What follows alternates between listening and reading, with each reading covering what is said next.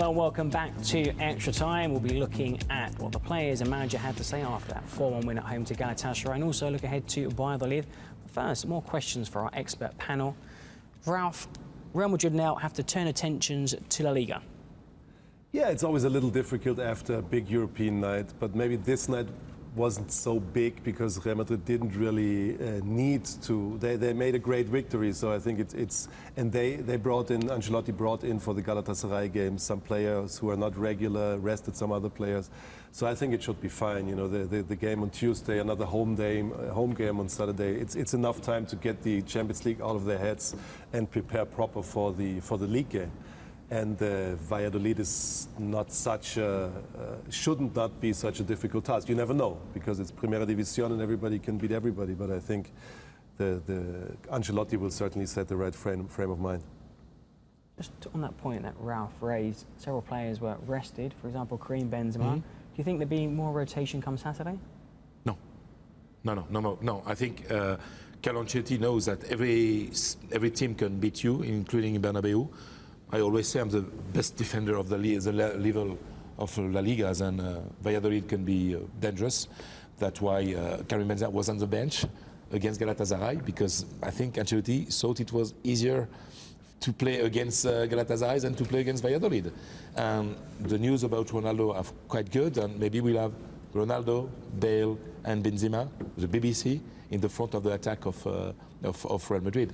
Now, Real Madrid will do all what it is possible from the beginning to beat well Valladolid, because it can be a dangerous team.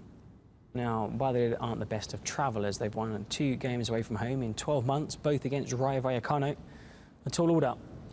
Yeah, they're not in the best form. But they lost to relegation rivals Osasuna at home last week, which was a big blow. Javi Guerra is in his press conference this week said that the way that they're preparing for the game is just by saying that this is football, so anything can happen, but they know it's going to be almost impossible. One other thing that Guerra said is that they are hoping that Real Madrid will become complacent and they will pour forward, and then the best option for Valladolid is to hit them on the break. But they will be without their best player, Patrick Ebert, who is suspended. So that's another blow for them. Well, before we analyse Valladolid, let's hear from Carlo Ancelotti. We also have some players too who spoke to Real Madrid TV after the game. El equipo jugó muy bien la segunda parte cuando hemos tenido. I think the team played very well in the second half when we were a man down. We played with plenty of character and imposed ourselves on the game. It's not always easy to play with just 10 men. The players worked well together. I'm happy with the outcome. Todos los jugadores han trabajado juntos, he jugado bien, feliz por esto. Muy contento por la victoria, porque bueno. We're very happy with the win as we played the entire second half with 10 men. Y muy contento por eso. No, it was obviously great, especially being down to 10 men at that time. It was great to get a goal, and yeah, it's such a special one, especially here at the Bernabeu, and yeah, something I've been working on, and it's nice to see it come off on the pitch. Sí, la verdad que sí, muy contento porque bueno, ya estamos. We're delighted to have finished top of the group and to have qualified for the next round. La verdad que muy feliz. I think the sky's the limit for us. I think obviously we want to win it. We're not in the competition just to make the numbers up, and yeah, we'll be going all out to try and win the competition. 3 points, but more importantly, top of the group and seeded in the draw. Yes, Real Madrid did the job.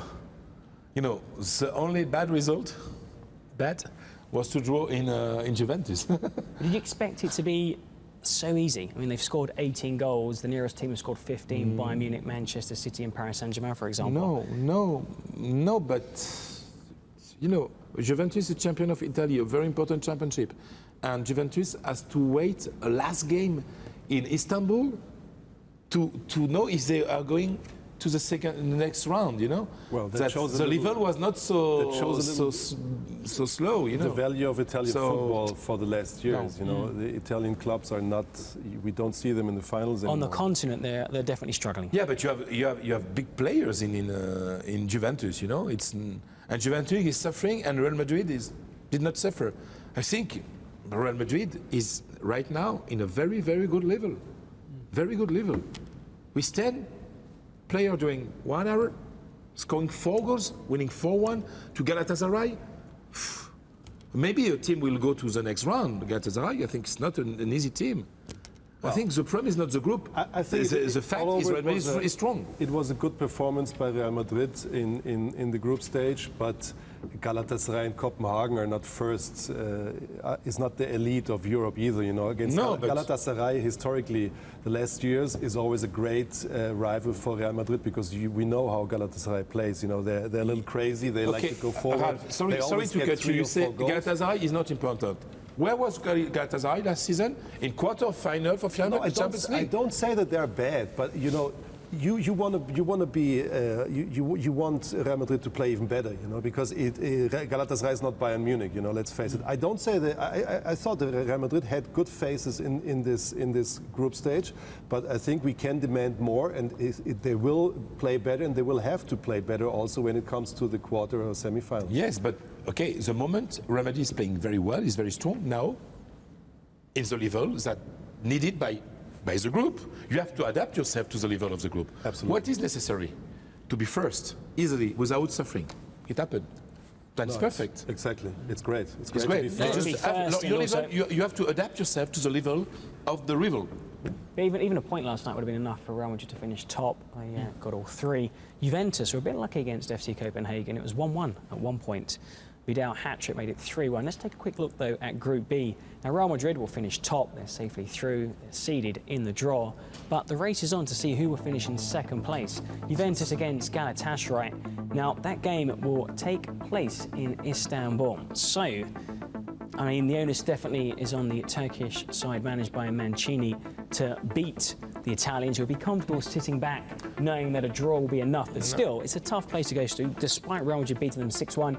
And Copenhagen, well, they're playing for pride against Real Madrid, and who knows, they might sneak that Europa League spot. Yeah, just because Copenhagen just can hope to go to the Europa League.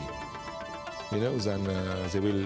It will be a difficult game for Real Madrid just because Copenhagen had something to dream about, you know, and Galatasaray has a good chance to go because Juventus will suffer in a stadium in Istanbul. You know, it's a beautiful stadium. We know that how is the atmosphere there.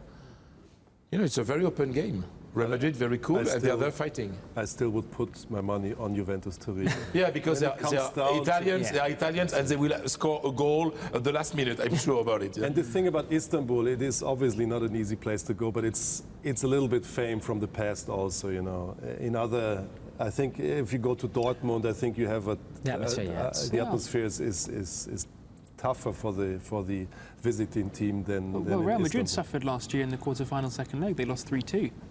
Yeah, they lost 3-2, but I think that 3-0 first leg victory was like, you know, we were basically qualified, and then they grabbed these away goals. So. But 3-2, and Juventus is out.